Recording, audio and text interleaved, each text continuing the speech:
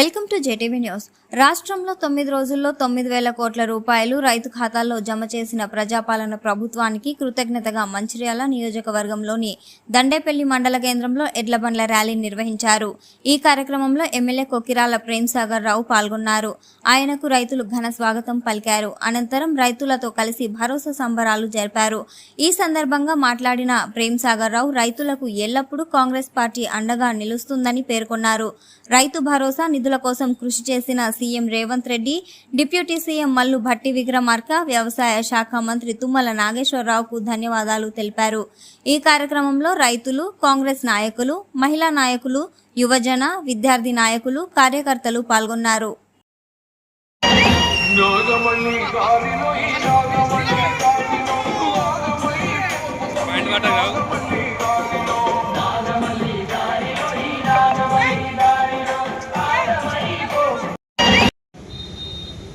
త్రిమూర్తి గారు, అదేవిధంగా స్థానిక నాయకులందరికీ ప్రత్యేకంగా ఈ మండలానికి సంబంధించేందుకు ఈరోజు కాంగ్రెస్ ప్రభుత్వం అధికారంలోకి వచ్చిన తర్వాత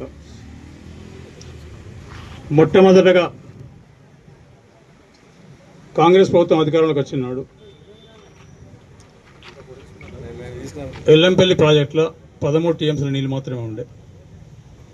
అంతకన్నా ముందు సరే అగ్రిమెంట్ ఉన్నా లేకున్నా ఒక అండర్స్టాండింగ్ ఏంటంటే 16 టీఎంసీల నీళ్లు ఎల్లంపల్లి వెళ్ళినప్పుడు మాత్రమే గూడెంకు లిఫ్ట్ నీళ్ళు ఇస్తాం అనేది ఒక అరేంజ్మెంట్ ఉన్నది. దానికి నేను చెప్పడం జరిగింది. సరే మీరు 16, 13 నాకు సంబంధం లేదు, మా ప్రాంతంలో ప్రాజెక్ట్ ఉంది, మా భూములు మునిగినాయి కాబట్టి మా ప్రాంతంలో నీళ్లు కావాలి, మాకు నీళ్ళు ఇచ్చిన తర్వాతనే మీరు తీసుకుపండి ఏమని చేస్తామని చెప్పి కొంచెం ఘర్షణ అయినా గొడవ అయినా కూడా వాస్తవానికి చెప్పడం జరిగింది. ఆ తర్వాత అసెంబ్లీలో కూడా చెప్పిన తర్వాత సరే ఫస్ట్ వాళ్ళకు 3 టీఎంసీలు ఇచ్చినాకనే మిగతా తెచ్చుకోనని చెప్పి అది నేను చెప్పడం జరిగింది. లాస్ట్కి 1-2 తలకు ఇబ్బంది పెట్టినా కూడా అవి కూడా తీసుకొచ్చి మొట్టమొదటిసారి గూడెం అప్పటి వరకు త్రిమూర్తి మర్చిపోయాడు, మంచిగా పూర్తిగా చెప్పింది కానీ మర్చిపోయాడు ఒకటి. అంతకుముందు ఒక్క మోటార్ స్టార్ట్ చేస్తేనే తెల్లారులు ఎత్తున్న పైపులు, ఈసారి 2 మోటార్లు ఒక వారం తర్వాత ఫస్ట్ ఒక మోటార్ చేసి ట్రయల్ చూసి తర్వాత 2 మోటార్లు చేయడం జరిగింది. 2 మోటార్లు చేసినా ఎక్కడ కూడా ఎన్నడూ కూడా ఇంత ఒక దినం 1 గంట కాకుండా నడిచినాయి. సరే దానికి ఇంజనీర్లు అధికారులు బాగా సహకరించారు. చెప్పిన తర్వాత నెల రోజుల లోపల ఆ మొత్తం స్టీల్ పైపులను వేసి ఇక్కడ దాకా తీసుకొచ్చి తానిమర వరకు 4 కిలోమీటర్లు ఎక్కడ కింద తీసుకొచ్చి చేయడం జరిగింది. దాంతో దాదాపు 90% సమస్యల పరిష్కారం ఇంకా కొంత ఉన్నది, ఇంకా చేసేది ఉంది, అది కూడా చేస్తున్నాం. చేసి దాంతోపాటు 3 తారీఖు నాడు డిసెంబర్ 3 తారీఖు నాడు ఎన్నికలు గెలిస్తే పార్టీ అత్యధిక సమావేశం పెట్టి హైదరాబాద్ రమ్మంటే పోవడం జరిగింది.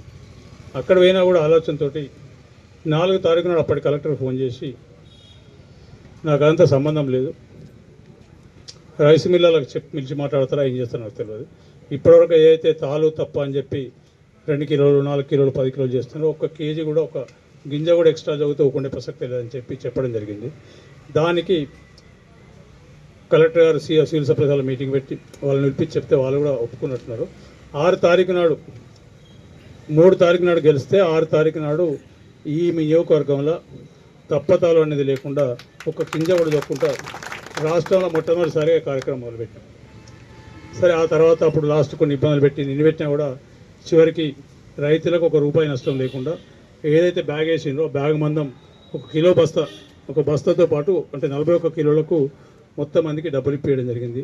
వాళ్ళ లెక్క ఈ జోకి వేసిన తర్వాత 15 నెలలకో, నెలకో, 6 నెలలకో, 3 నెలలకో ఎప్పుడో తెలియకుండా కాదు, ఖచ్చితంగా వేసిన తర్వాత వారం రోజుల లోపల పేమెంట్ అవ్వడం జరిగింది.